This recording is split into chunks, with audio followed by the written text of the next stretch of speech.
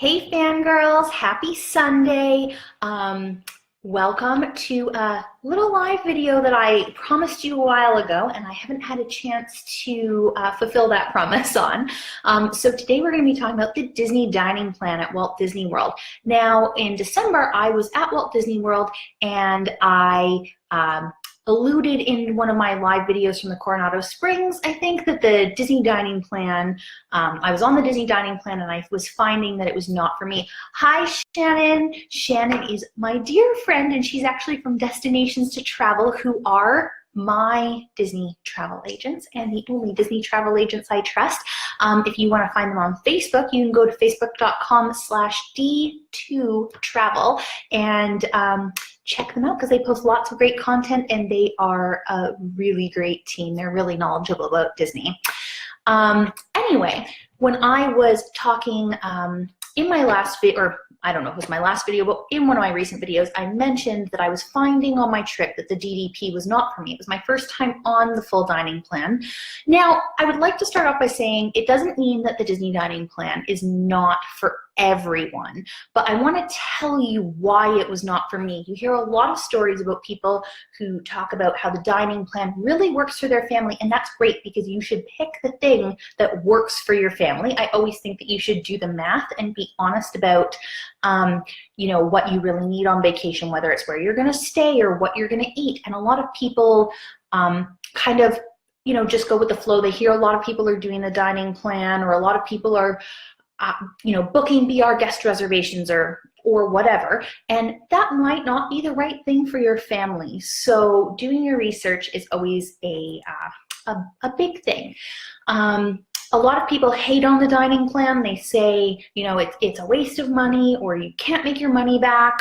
And sometimes that's true. I definitely fall in the camp of thinking that the dining plan is, in a lot of cases, maybe not worth the money. But again, like I said, you got to do the math and figure out what's right for your family and what's right for your pocketbook. So today, what I'm talking about is my own experience and why it's not for me, because I want to share with you,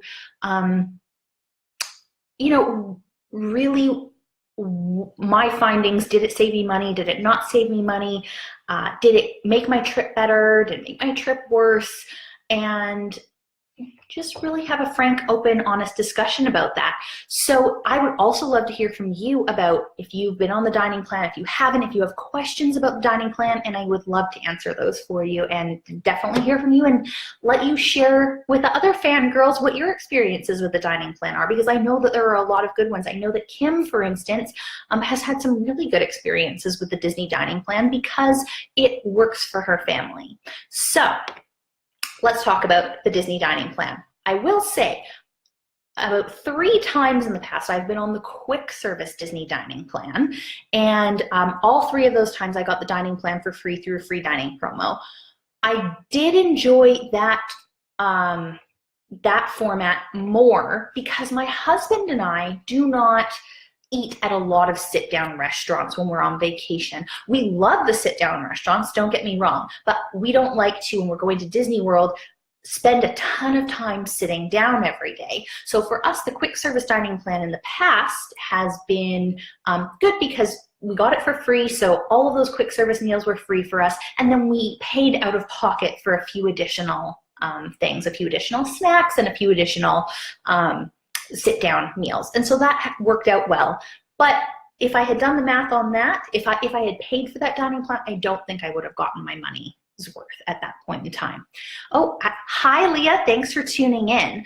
Leah says that she found the deal with 1 quick service per day of stay was worth it. Yes, there is a summer special that has been run this year and last year where instead of being a full dining plan, you got 1 thing for free per day. And I think that's pretty good because it gives you a lot of freedom. And that is a big problem of mine with the dining plan in general, no matter if you get quick service, regular, or deluxe dining plan, is that for me, it actually feels more limiting than I'm used to, because I like to just order whatever I want, whenever I want, and eat that thing then, instead of eating the amounts that Disney tells me to eat and when. So we'll get to that in a minute. I want to break down the math a bit for you guys on this. So I was just at Walt Disney World, and the amount that they were, this was in December, so the Disney dining plan has changed slightly since my trip, because now you can actually order specialty beverages or some alcoholic beverages. So like milkshakes or smoothies or a glass of wine or a cocktail or a beer with dinner on the Disney dining plan at select locations. And so the price has gone up a little bit. So in December, when I was there, what it would have cost for the 8 nights that my husband and I were there, and it was just the 2 of us, no kids, it would have been $1,077.28. I actually don't think that's the true cost of the dining plan, because you have to actually factor in tips too. This was the regular dining plan, so we got 1 quick service meal per night, 1 table service meal per night, and 2 snacks per night, as well as our refillable mugs. We paid $137 in tips when all is said and done. So the real cost of the dining plan for us was $1,214.28. And the reason that I think that is important is because you do need to remember to tip. And a lot of people I've heard go and they think that all their meals are paid for, and then they come away with a few $100s of bills that they weren't expecting. So gratuities are not included, and that is just something to keep in mind. So even if you see, you know, it's going to cost you $1,077, keep in mind that you're going to have to pay some tips on top of that, so it's actually more. So like I said, for us, our real cost was $1,214.28. Now, did we save money? Was it worth it? These are all very good questions. I kept all my receipts, I wrote everything down, and I tallied up everything for you. So we did save money on the Disney dining plan. In this particular case, I was actually pretty shocked because I thought for sure we wouldn't have saved money. So our orders would have cost $1,145 or $1,282 with tips. So if we look at those numbers, you know, we saved about $70. Now, I will say we worked hard for that. My husband Danny and I, we are big foodies, we are big Disney lovers, we go all the time, and I did a ton of research on how to game the system and get as much as we could for those points. And even doing all of that, it was extremely hard for us to save that little amount of money. And for me, it meant that I had to give up a lot of freedom. Hi, Lori. I see that my friend Lori Sapp is here. She's one of our excellent photographers over at WDW Magazine. So definitely go check out their page, facebook.com/WDW Magazine or wdw-magazine.com. You can see lots of her work. She's one of our top fangirls around here. Hi, Lori. How did I game the system? We're going to talk about that in a little bit, so I can share some of my tips with you so that you can get a lot of value out of either your Disney dining plan points or your hard-earned out-of-pocket dollars. I'm sorry, guys, I'm just reading my notes here. So we did technically save, but we ordered a lot of things we didn't actually want. So how I determined that we saved was I looked at the menu cost of every single thing we ordered, every dessert, every entree, every Diet Coke, and I added up what we would have spent if we had paid out of pocket for those.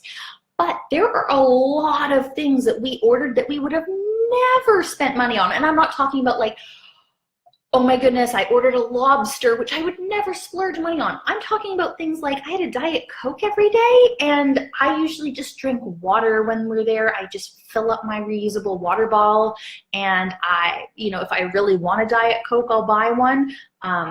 But things like that, or we're not huge dessert people, so we had desserts with every meal because they were included.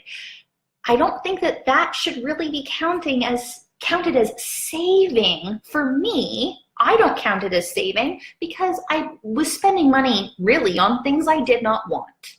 and in many cases didn't even finish. You just had to get them, so I got them. We had too many table service meals, and even if we had gone to all the same table service meals, like I said earlier, Danny and I usually only go to sit-down meals a few times during a trip. So if we're there for 7 or 10 days, we'll probably go to 2 or 3 sit-down meals. And I looked at what we would have ordered if we weren't limited by the dining plan. And when I say limited, I mean when you go on to a table service restaurant on the dining plan, you get an entree, you get a drink, you get a dessert, or you get a buffet and a drink.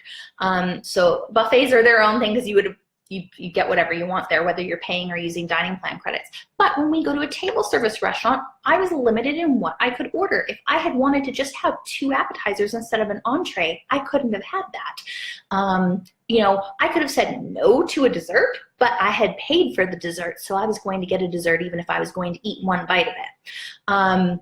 Anyway, so if we had gone to the exact same number of sit-down meals at the same restaurants, I looked at what we would have actually ordered, and it would have been about $100 less. So, you know, if we saved $70 and then, you know, we actually would have ordered $100 less, in my opinion, that means I wasted $30. I lost $30. So that's neither here nor there, at least for now. I'm just sharing all my numbers with you so you can have something to think about when you're comparing and contrasting your own numbers for your own family. Now, like I said, we eat a lot of quick service meals when we're there. Danny and I really like to be mobile and eat whenever we want. When we're hungry, we eat the amount that we're hungry. You know, we have a lot of snacks throughout the day. We do quick service because as soon as we're hungry, we can say, well, I'm feeling really peckish right now. Let's go have some lunch. And then we do, and we eat the right amount for us at the right time. This is not for us just limited to Disney travel. When we travel anywhere in the world, you know, if we go to California, or we go to Las Vegas, or we go to Montreal or Paris or London, or like a tiny town in Scotland, we only usually book a couple sit-down meals that are bigger, heavier meals at a set time. We just like to go with the flow on vacation in terms of food, and that really helps us to not only save a lot of money, I think, but it makes us not eat when we're not ready to eat. It means that we don't overeat as much. And it gives us an opportunity, especially because we like snacking and grazing, it gives us an opportunity to try a lot of things. So a typical day at Disney for us, we would get up in the morning. Danny might get like a croissant or something at the food court at the hotel. We would go get a coffee on Main Street or at whatever park at Starbucks, and then go about our day. And at some point, we might have a late morning snack. Maybe we, you know, get a churro or something to share, and then we'd have like lunch around 1, and you know, maybe we would both order an entree from a quick service place, or sometimes what'll happen is Danny will order an entree that comes with like fries or salad or something, and then I'll order something smaller like a soup and then pick at his fries also. And then later on, get a Dole Whip, and then a little bit later on, have something for dinner. And it's really much more snacky and grazy throughout the day. So because that's how I like to eat, the regular dining plan really was hard for us, having to balance dining reservations every single day against our FastPass Plus reservations, against what the weather was doing. Because a lot of times, like, you know, if it rains in Florida, it would just start to rain and we'd say, no problem, we'll go sit down for half an hour and have lunch somewhere. In this case, it was harder for us to do that because we had set dining times. Kim is here. Everybody say hi to Kim. She's our other head fangirl here at It's a Fangirl World. And she's saying that she likes the convenience, but agree that it limits flexibility. Yes, flexibility is a big point for me. And that was one thing that really bothered me about using the dining plan. But you know, for you, it might work really well if your kids like have a very set schedule, or you know, you're traveling with somebody who wants to or has to eat at a certain time every day. Having, like, if you have to say, eat at 6 o'clock every day because you take medication. Maybe it's really good to have a lot of ADRs and sit down meals to make sure that you have those things at the right time for you. Hi, Lindsay, nice to see you here. So, based on my many travels to Walt Disney World, I have kept receipts for a number of years now, and I've tallied them up at the end of each trip. So I have a very good idea when I'm spending out of pocket what we spend on food for our vacations. And for our 8-night, 9-day trip, I can pretty much guarantee you we would have spent $750 to $900. And that would have been including quick service meals, including snacks, including alcohol, and including 3 sit-down meals. And I used the pricing from sit-down meals that we actually had on this trip to calculate this. So I included a fancy meal at Tiffin's, a mid-range meal at Frontera Cucina, and a buffet meal at Ohana. I calculated all that in along with our standard amount of spending. And we do spend about $10 to $15 more per day if it's a time of year when Epcot has one of the festivals on, because we like to go and have like a lot of little nibbles around World Showcase when that happens. So that does add up more quickly than just having regular quick service meals and regular snacks. So including all of that, even if it was $900 that we would have spent, our dining plan, including tips, ended up costing us $1,214. That is a lot more money. And that's not all, because we actually had out-of-pocket expenses on additional items that we needed to buy for one reason or another. And we actually, if you count what we spent on the dining plan, what we spent on tips, and what we spent on out-of-pocket expenses. Out-of-pocket was $245.85. The real cost of what we spent on food on this trip was $1,460. That is almost double my estimate of what we would have normally spent, which $750 to $900. Now, it was a lot of food on the dining plan. I'm not saying that it was not a ton of food, and depending on how you like to eat, if you wanted to, use snack credit for a muffin in the morning, and then you had quick service lunch and table service dinner, and somewhere in there you used your other snack credit for, say, an ice cream or a Dole Whip or a box of popcorn or something, that might totally work for you. For us, because we are so used to eating whatever we want, whenever we want, even we both have very flexible work schedules, so we're not even tied to like having lunch from noon to 1 o'clock every single day. We're just not used to that. So we're very trained to just eat what we want when we want. So if we had, say, one night we had dinner booked at Boma, and I think our reservation was for 8 o'clock. And we had lunch around 1 o'clock, so I thought that was going to be okay to hold us over till Boma. Around 5 o'clock, Danny was getting really hungry and snacky, and I could tell he was going to get hangry, and I wanted to do a bunch of other things at Animal Kingdom before we headed over to Boma. So we went and got him a snack. I think he got like a coffee and a pastry or something, but those were things that we had not accounted for with our snack credits and everything that we had already eaten. So we had out-of-pocket expenses like that.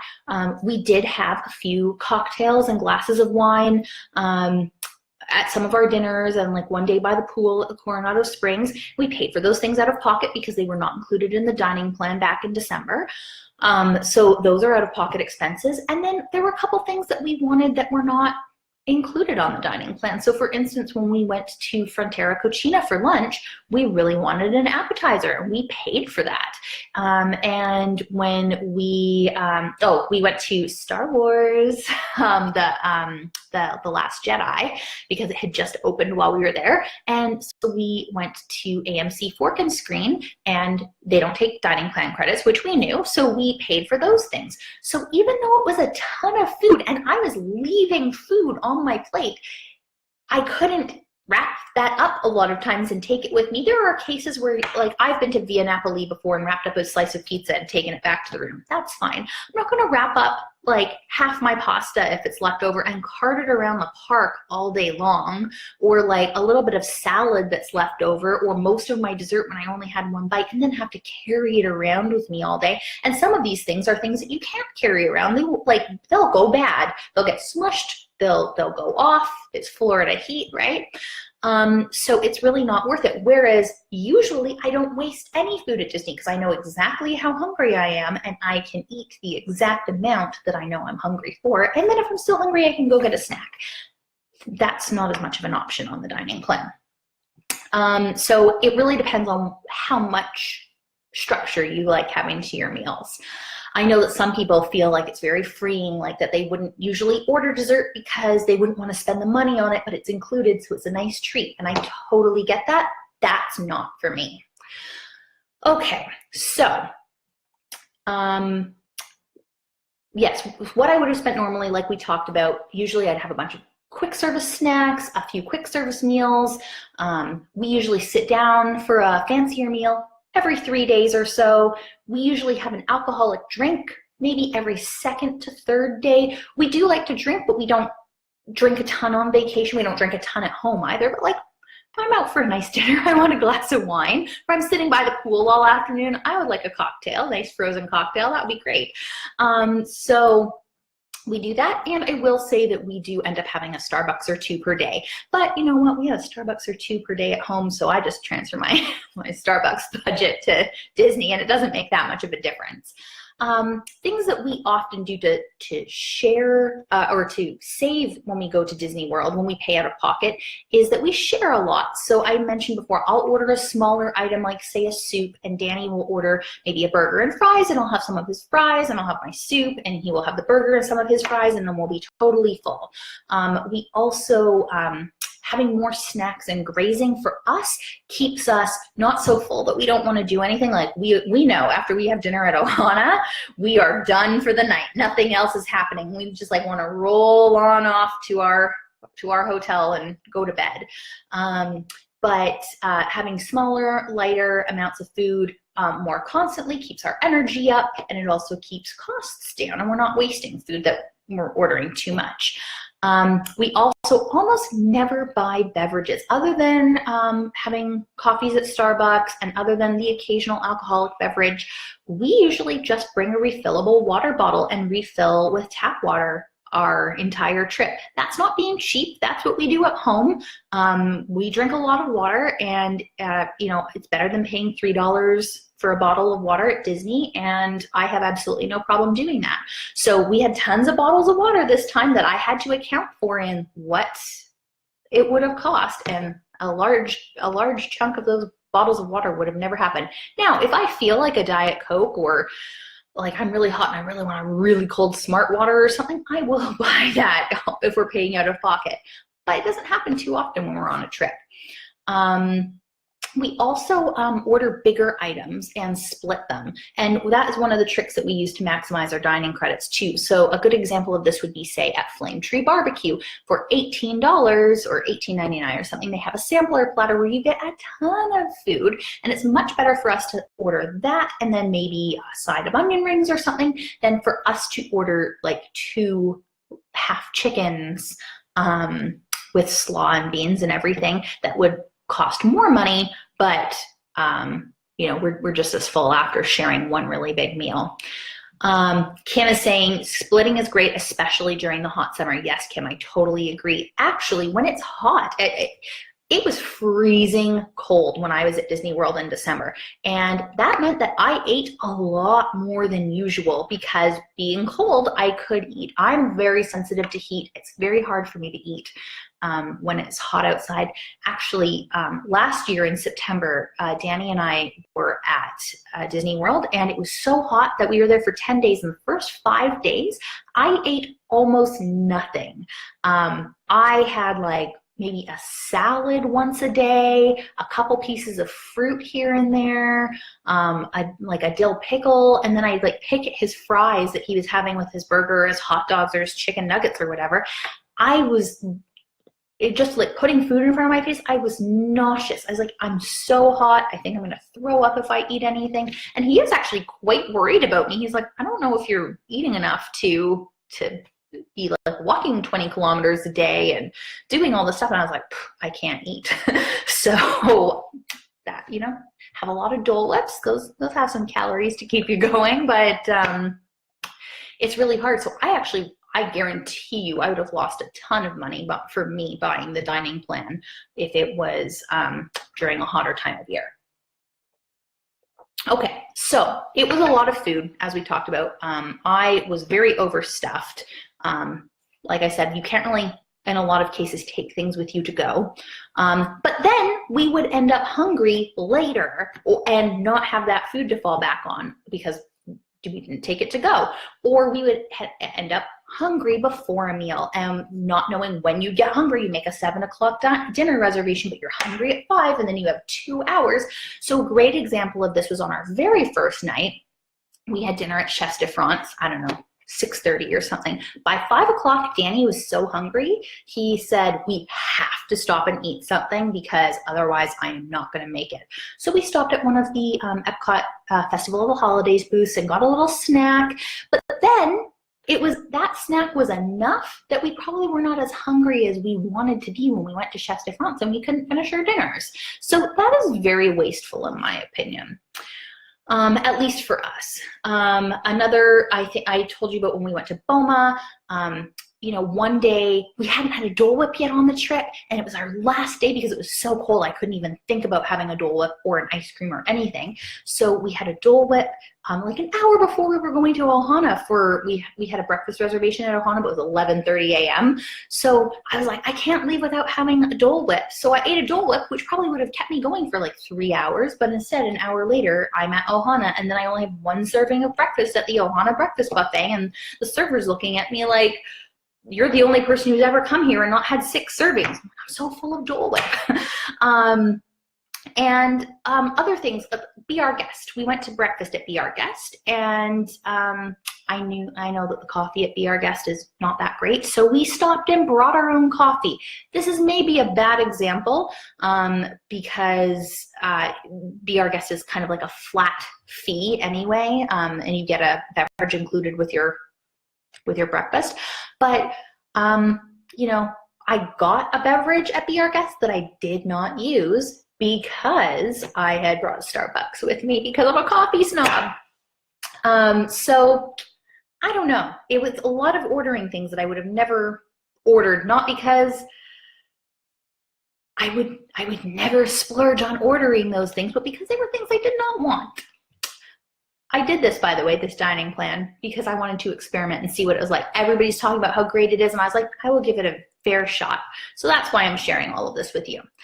In addition to having too much food, the wrong amounts of food, the wrong times, I found it really difficult to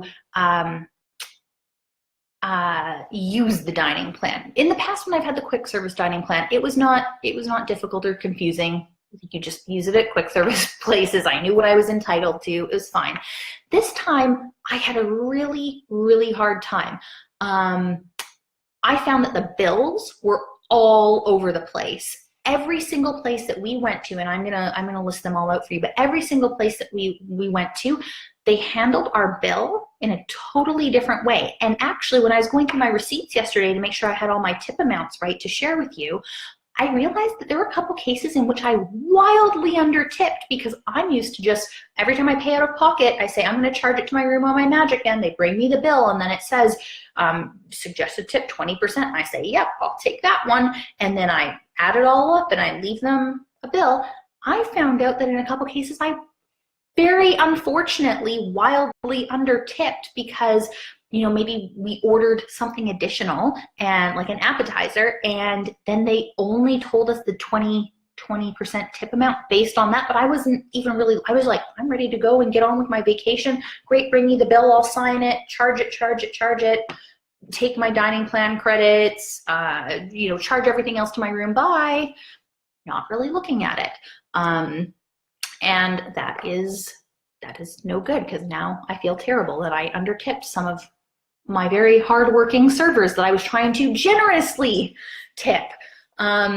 So let's walk through this. We went to Chef de France. We had no problem at Chef de France. We sat down, we said, hi, we're on the dining plan. This is actually our first time on the dining plan, so we just want to make sure we're doing everything right.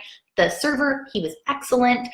He talked us through the whole thing, and he said, what I'm going to do is scan your band now, just so that we have that all taken care of, and then if you order anything else, I'll bring you a bill later. And we did, because I ordered a glass of wine and Danny ordered a beer. So at the end, he brought me 2 bills at the same time, and he was like, this one is the one that says all your food was free, and this one is the one that has your alcohol on it, and that had a tip on it that was in fact based on what the full meal would have cost. So that was great. First experience, awesome. Signed it, paid it, went on Frozen Ever After. Good night for me. The next night was a nightmare. We were at Tiffin's. The food was fantastic at Tiffin's. Like seriously, you drop everything and go to Tiffin's.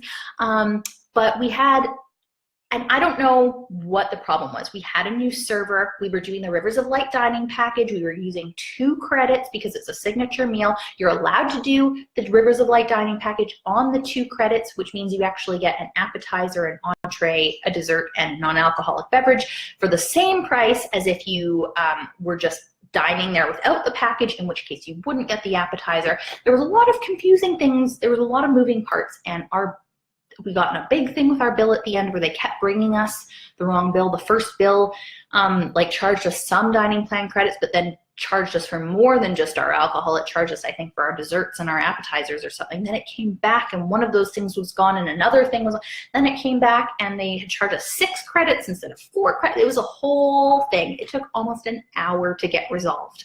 And then then after we left, I realized it wasn't resolved. We paid the right amount for my wine flight and Danny's 1 beer and cocktail, and we paid for our tip, but they actually charged us in the end too many dining plan credits, 6 instead of 4, and I had to go to my resort at the Coronado Springs and have it fixed up. So I don't know if that was a particular problem with our server or just in general. It was a very confusing thing to do, having the dining plan and the package and an extra out-of-pocket expense on top of it, but that was a nightmare.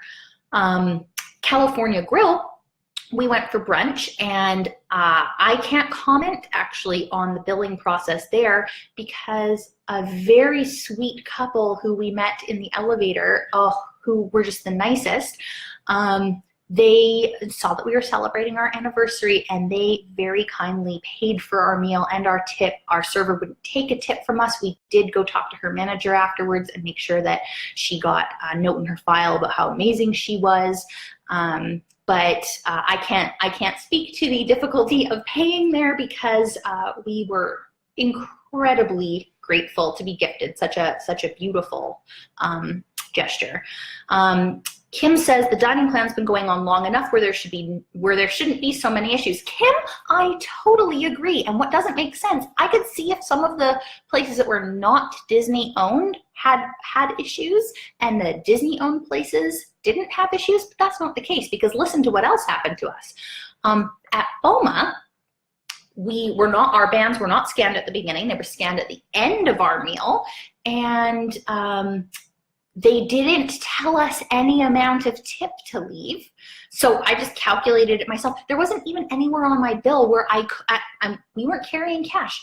First of all, we're not cash people. Unless I'm going to the farmer's market or something here, I don't carry cash. And then Disney makes it so easy, and they really encourage you to just hook up a credit card to your Magic Band and charge everything to your room. So that's what I did. That's what I always do. But at BOMA, they gave me a bill that said, you don't owe anything. And I was like, oh, I'm gonna leave you a tip. And I literally wrote on the bill, please let me leave you a tip. Please charge this much to my room.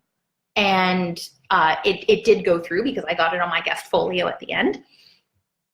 So I guess my server picked that up and got his tip. So I'm really, really happy about that. But then at Ohana, the exact same thing happened and they did not take my tip. So I don't know what's going on. Also at Ohana, so this is very interesting. at Ohana, we were seated directly next to a nice couple with a baby who was there, and it was like baby's first trip. It was beautiful. And because we had had that lovely gift earlier in the trip of at California Grill from our new friends in Virginia, we had some extra dining plan credits. So this was the last morning of our trip, and we said to our server, hey, this couple next to us, we would really like to use our extra dining credits to pay for them. This was such a hubbub, and we didn't want it, we wanted to do it anonymously, so like we took our server aside, even though we were like right next to each other. Like I could have leaned on their table. Apparently they had a different server, so apparently this was a big problem. Our server, I tried to explain to her, like, I want to pay you and give you a tip, a very nice tip, everything, but then I would also like to pay for them and pay for their tip and all of that stuff. Because it wasn't her table, she went and found the other server. And he was really nice. He totally understood what was going on. He said this happens all the time, and he was able to make everything happen and whatever. Again, they didn't give me anything that I could tip him on, so I wrote on the bill, please accept this tip. Didn't show up. Then I got the second bill for our meal. Same thing, wrote on it, please accept this tip. And nothing has shown up on my bill, so I guess they didn't get their tips, but it was extremely difficult. I hear beautiful stories from people on the internet all the time of like, somebody was so nice and paid for our lunch or our popcorn or whatever.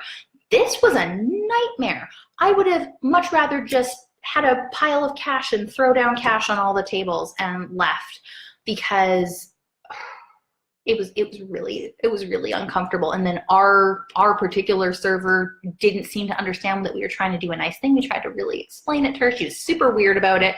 It really put me off from trying to help people by using my extra dining plan credits, even though Disney now advertises that you can use it to pay for other people, like if you meet friends or something. Maybe it was different because we weren't all at the same table, but it doesn't really matter. It was awkward. We went to Frontera Cochina, which is amazing. It was actually our favorite meal of the entire trip. And even though they're not owned by Disney, they were really on the ball about the dining plan. Our server Alejandro was amazing. He was like, are you guys on the dining plan? Great. He's like, just so you know, there's this one item that if you order, there is a surcharge, but other than that, you can order anything, and here are the best values on the dining plan. And I was like, that's really nice. Like, we ordered whatever we wanted to order anyway, but I thought it was nice that he pointed that out. We did order cocktails there. We did order an appetizer, so we ended up paying for those things out of pocket, plus a tip on everything. But again, he brought me a bill that had our out-of-pocket things and then calculated a tip, and I just signed off, yep, 20% tip, there you go. And then yesterday, when I was looking at my receipts, I realized that it was not a tip on the full meal. It was only a tip on my alcohol and guacamole, atomic guacamole, which was really good. And I feel just terrible because he was amazing, and it's like such a great server. We had such a great meal. So if you want to make sure you're tipping correctly, bring a calculator and don't be in a rush to leave. Actually make sure that you're doing the right thing. At Be Our Guest for dinner, they scanned our band, not first but last, but they brought us a totally correct bill. Including the wine that we had. We each had a glass of wine and the tip, and it was all the appropriate amounts. So in addition to all of this, I felt like a total crazy person asking about drinks at table service restaurants, because I knew that at that point non-alcoholic drinks were included, but alcoholic drinks were not. But in a lot of cases, I wanted to have a glass of wine with dinner, and then I wanted to know if I could use my non-alcoholic drink for like a cappuccino or something with dessert. And in every case I was told yes, but my research before the trip indicated that every restaurant handled that really differently. Like some restaurants only let you order sodas, but not like if they have something special like an agua fresca or a milkshake or something like that. So I didn't want to get in an awkward situation again, so I asked everywhere we went, and I got really mixed reactions. Some of the places, they were like, you know what, we're actually not supposed to give you coffee. You're only supposed to have Coca-Cola products, but I will just bring it through as a Coke and bring you a coffee. And I was like, thank you so much. That's weird, right? I don't know why this isn't all streamlined. I don't know why this is such a problem everywhere. And I don't know why every restaurant handles it differently. And it's not just limited to table service restaurants. Quick service restaurants, I had hugely different results. We were staying at Coronado Springs Resort because we had the dining plan, we had the refillable mugs. Anytime we ate at our resort at the Pepper Market, we had our refillable mugs, or at Siesta's Cantina at the pool, we had our refillable mugs. So I always said, oh, am I allowed to have something else with my meal instead of like a Coke or like whatever? And they're like, oh yeah, you have your refillable mug, like you can have some churros or an ice cream or something. That's great. And that has been my experience in the past at Pop Century as well. But I didn't want to take anything for granted because I know these things change all the time. Then at, where were we? Oh, Flame Tree Barbecue, they let us have onion rings instead of a drink. So I don't know if this is a Flame Tree policy or if this was just a cast member. But anywhere else that I asked, this was flatly refused, which is fine. I understand. I just wish that it was a consistent policy. Even if they were like at resorts, you can do this, but in the parks, you can't do this. It's all the same. I don't understand. So at Satuli Canteen, I asked the same thing. I was like, oh, can we substitute one of the dessert for, we had ordered 2 entrees, so we were going to get 2 drinks. And I was like, can we substitute the dessert for one of our drinks? No, you can't. No problem, so we'll get 2 drinks, that's fine. I'd also like to use a snack credit to purchase my dessert. Fine, but it will have to be 2 separate orders. We have to do one on the quick service meal credit and one on the snack credit. Really snippy. I was like, okay, you guys promote that you stopped including desserts so that you could split it out into snack credits and make it really easy for everyone to have what they wanted, and now you're freaking out. I don't know. It was very uncomfortable. But then at a different location, I had ordered an entree and a drink, and then I had wanted a soup also, and I said, oh, I would like to use a snack credit for the soup. All one transaction, not a problem. I cannot, and this was again another Disney-owned place. I think it was at the Pepper Market also. I cannot understand why their system works differently everywhere you go. It does not make any sense to me. Some of this might be human error, some of this might be staff mistraining. I really couldn't tell you. It was extremely confusing and difficult, and I constantly felt like I was being lectured by staff members about what I was and was not allowed to do. So for me, even if it had saved me $500, I don't think I would have done this again, because I just want to order. Okay, I don't like shopping in Mexico because I don't like going in them saying like, oh, this is a $30 purse, and then talking them down to $20. I would just like to go into any store or any restaurant, be told what all the prices are, order whatever I want, pay my money, and then leave with the things that I want, as opposed to being told what I can and cannot have.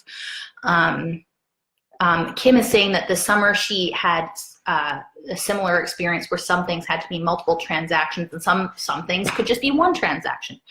And Kim, I agree with you. Sometimes I think it is just pixie dusting.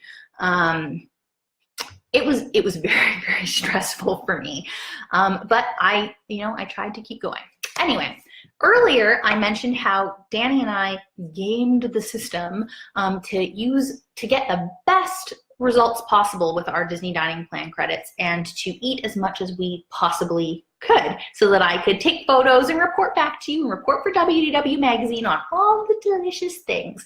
So that is exactly what we did. And actually we ate at all new restaurants, like not new to us restaurants, or meals, like we had Ohana breakfast, whereas we've only had Ohana dinner before. So we had all of our sit-down meals were totally new, and a lot of our quick service meals and snacks were also brand new because I was trying to try a lot of new things.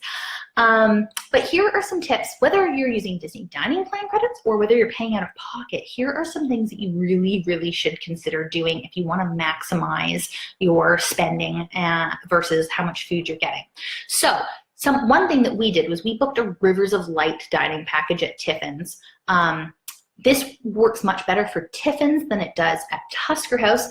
At Tusker House, you're going to get the buffet and you're going to get your ticket to Rivers of Light, which is awesome if you're going to eat at Tusker House. And I would suggest that you do because it's delicious. But the reason that it works really well at Tiffin's is because Tiffin's is a signature dining location. So if you're on the Disney dining plan, it's going to cost you 2 credits. You're going to get an entree, a dessert, and a beverage. But you could also use 2 credits to book a Rivers of Light dining package, in which case you get an appetizer, an entree, a dessert, and a beverage, plus a ticket to Rivers of Light. I think Rivers of Light is beautiful, and I'd like to see it every night. But even if you don't like Rivers of Light and you're not planning to see it, this package is worth it. It will save you a lot of money. Similarly, Brown Derby or Mama Melrose over at Disney's Hollywood Studios, they have a Fantasmic dining package where you will get, again, 3 courses instead of 2 courses for like about the same price as 2 courses, whether you're paying out of pocket, whether you're using dining plan credits. It is a good idea to use a package like that. Something else that we did, so California Grill, their brunch is 2 credits. It is $80 a person. And it is basically the only meal where you're really going to get a good value on using 2 dining credits, because if you think about a 1 table service dining credit, you need to aim to spend about $35–40 or more in order to make back your money on what the credit is really worth.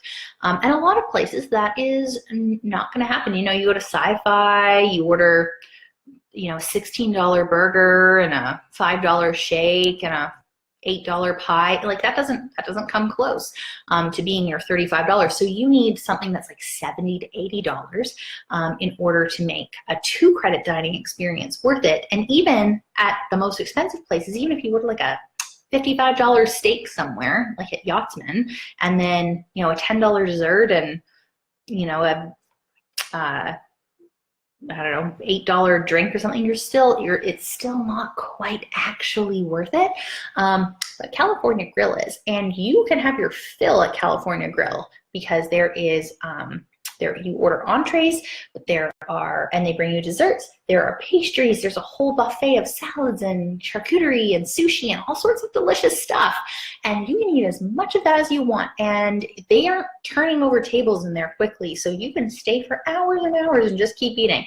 There's also mimosas included. If you want a Bloody Mary, you have to pay extra for that. You can have unlimited mimosas there. So even though it's $80, which is very pricey for any meal of the day, you know, if you have a later, you know, California Grill, or even early. I think we had the first seating of the day, and we didn't eat anything again until 9 o'clock at night. And that's only because we were like, we should probably have a little something. And we had a salad. We were stuffed. It was so much food. It was so delicious. It was definitely worth it. So sometimes more expensive meals, particularly, and I'm using California Grill as an example because it works with the dining plan, makes it worth it. But any buffet is really worth the money, I think, if you were a big eater or if you're trying to eat as much as you can so you can spend less later in the day. I like doing, say, a really late breakfast reservation at Boma, going to Animal Kingdom for a few hours, then going to Boma for like a really early lunch, and then like not eating again until dinner time, so I kind of get breakfast and lunch mixed in there. I love going to Beer Garden for a really early dinner, so I just have a snack in the afternoon and skip lunch and then go to Beer Garden. And a lot of those places you can really get your money's worth if you want to eat a lot at one time. Something that I gamed the system on, but really only works for dining plan credits because it's not a good value if you pay out of pocket, is Be Our Guest Breakfast. So we used quick service dining plan credits to pay for Be Our Guest Breakfast, which is about $25 per person.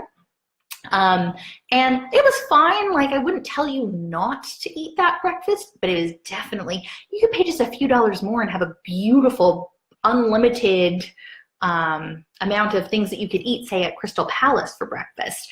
And the food was okay. It was pretty mediocre, but it was a great deal. Like a $25 value on a quick service credit. You can't beat that. Something else that we did, which I talked about before, is we shared we shared some bigger meals, like at Flame Tree, we had the big platter of things and we shared that.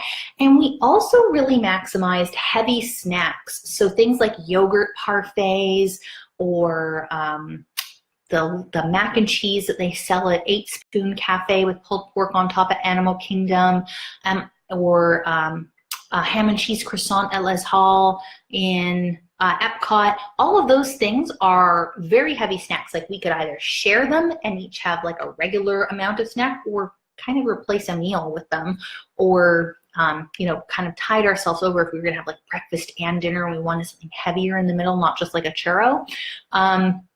That is a really good thing to do to stretch out those dining plan points, or to stretch out your dining dollars in general.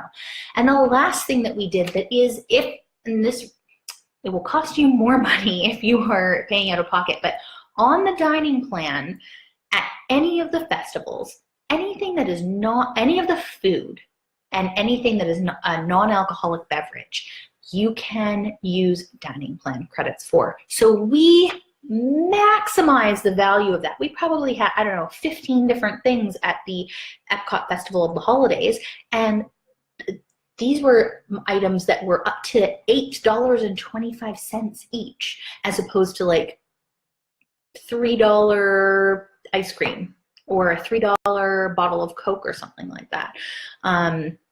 Typically, you always try to maximize your value by getting something $5 or higher. So like a Dole Whip is a good choice because it's around $5. But at the festivals, you can really, really just like annihilate your dining plan credits. We were going to the festival to eat meals by eating tons and tons of snacks around World Showcase a little bit later in our trip. And people kept saying to us like, oh, you're buying a cake pop. Would you like to use, you have so many snack credits. You should really use a snack credit on that. I was like, no, I'm paying $2 for that cake pop because I'm going to use a snack credit later at the festival for something that's $8. And Danny kept looking at me and be like, we have a lot of snack credits. Like, what do you think? I was like, don't worry about it. Don't worry about it. So we go to the festival, we use like all the snack credits, and it was great. But you got to plan for that. Can be hard if you're in a bigger group.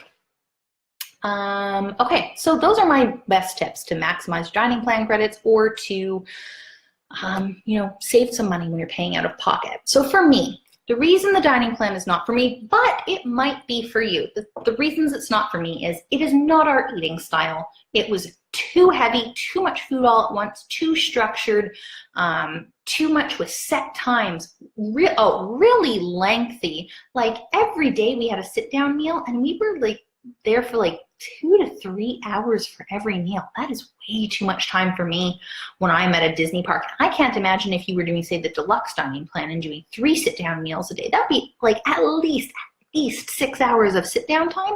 There's no way. I felt really stressed out, and like my time was compacted, and like I didn't have enough time to do everything. So it was very stressful for me.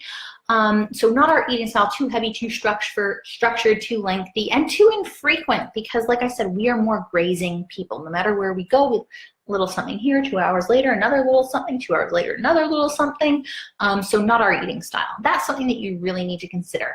And think about, honestly, how you eat at home and how you want to eat on vacation, as to whether the dining plan is worth it for you or not worth it for you.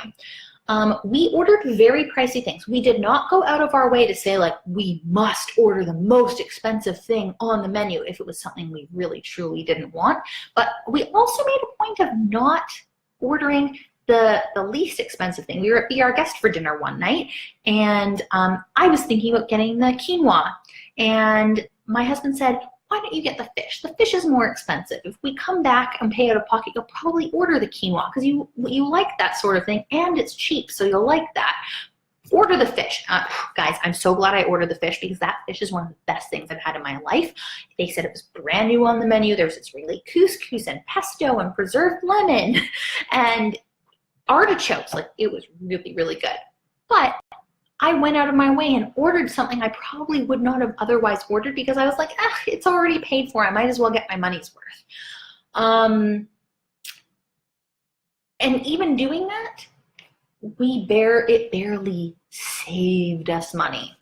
Another thing that made it not for us is we were always thinking about what to order. And that was very stressful. Instead of just showing up and be like, I would like a hot dog or a salad or whatever, I was constantly thinking like, oh, we shouldn't go there because it won't be a good use of our dining plan credits. That's not what I want to think about on vacation.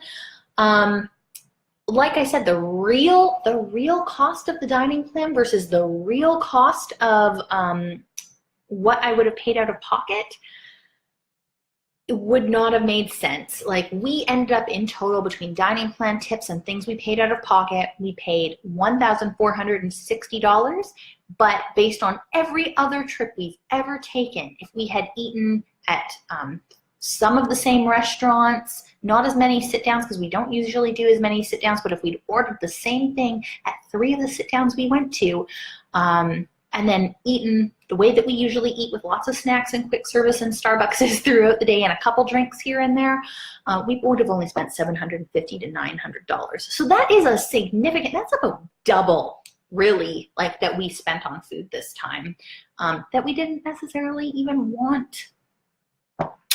So lesson learned, Stephanie. I also actually found it much harder to budget with the dining plan credits than with actual money. I'm more worried that I would run out. So like by our third to last day, we were totally out of quick service credits and then we were paying out of pocket for some quick service things here and there because we, you know, maybe we had a sit down lunch at Frontera one day, and then we went to Cosmic Rays for dinner, and so that was our credits for the day. But then at midnight when we were done at Mickey's Very Merry Christmas Party, Danny was so hungry he went and got a hot dog at Casey's, of course, like he's allowed to do that. But those kinds of things meant that we ran out of credits and we had to buy things out of pocket at the end. Whereas if we were just budgeting money, like I would have known, okay, well, we spent a little bit more today, we'll spend a little bit less tomorrow, maybe like have something cheaper if we were on a very strict budget. And the very first time that we went to Disney World together after we were married, we were on an extremely tight budget. Luckily, there were no Starbucks in the park yet because that was not a temptation for us to spend extra money. But we ended up only spending about $70 a day between the two of us, and we still ate really, really well. We were never hungry, but we budgeted really carefully and, you know, came out not spending too much money at all. And my last point is that it was just too much time. I could see the value of having a sit down. If I had kids, traveling with kids, I would have a sit down meal every single day, and it would be a character meal because not only would I get to sit down for an hour and a half and have a breather, my kids would get to meet the characters and I wouldn't have to stand in line to meet the characters. I guarantee you I would do that every single day. For me and Danny, who want to just go, go, go, go, go, go, go all the time, I felt like I was chained to tables being force-fed all admittedly delicious things, but it was just DDP, not for me. But I do want to hear from you guys and see what you think about the dining plan. Which ones have you done? Which ones do you think was worth it for you? Tell me all about it in the comments, guys, because I know that my opinion is not necessarily a popular one, but in case you're thinking about getting the dining plan or not getting the dining plan, maybe this will give you some things to think about and consider for your own family. I know that it can really work for some people, and I'm not saying that it can't. So tell me if it works for you, why it works for you. Do you order the most expensive things? Do you always, do you have steak for dinner every single night? Is it great because you want to sit down with your kids and go to a lot of character meals? Tell me why it works for your family, because I would love to hear about that. And if it doesn't work for you, also share your experiences with that, because I think that the dining plan is a touchy subject and we need more balanced opinions from both sides about, so that people can help make other people make their informed decisions, I guess. So that is all on the DDP is not for me. I still have a ton of stuff I haven't told you about my recent trip. So if you have things that you want to hear about in the comments, whether you're watching it live or whether you are watching this on a replay, I will keep watching for more comments throughout the next few days.